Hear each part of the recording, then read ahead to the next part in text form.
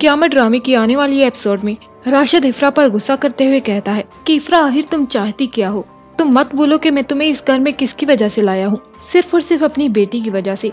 लेकिन मैं ये बर्दाश्त नहीं करूंगा कि तुम सना को अकेले छोड़कर कहीं और चली जाओ। जिस पर इफ्रा राशिद से कहती है, राशिद मुझे इस बात का अंदाजा है कि मैंने अपनी बेटी का ख्याल किस तरह रखना है, किसी दूसरे को मुझे ये बताने की जरूरत नहीं। इफ्रा और राशिद के दरमियान होने वाले झगड़े की आवाज सुनकर मुख्तियार साहिब वहाँ पहुँच जाते हैं। तब मुख्तियार साहिब कहते हैं कि बेटा मेरी बात गौर से सुनो, झगड़ों से कुछ हासिल नहीं होता, बस जो झगड़ते हैं वो कुछ न कुछ खो देते हैं, अगर कुछ नहीं तो अपना एहतराम जरूर खो देते हैं। इसलिए ये मत भूलो कि तुम दोनों का आपस में रिश्ता क्या है, आखिर कब तक तुम दोनों इस तरह झगड़ते रहोगे। तब राशिद अपने वालिद से कहता है कि आप खुद जानते हैं कि जब से इफ्रा इस घर में आई है ये किस लहजे में मुझसे बात करती है, इसे जरा बदतमीज नहीं कि शोहर से कैसे बात करनी है। इफ्रा राशिद की ये बात सुनते ही वहाँ से चली जाती है। तब मुख्तियार साहब अपनी बेटी से कहते हैं कि बेटा मैं तुम्हारी हरकतों से वाकिफ हूँ, पहले तुम समरा के साथ रहना नहीं चाहते थे, अब तुम इफ्रा को इस घर में बर्दाश्त नहीं कर पा रहे, आखिर तुम चाहते क्या हो।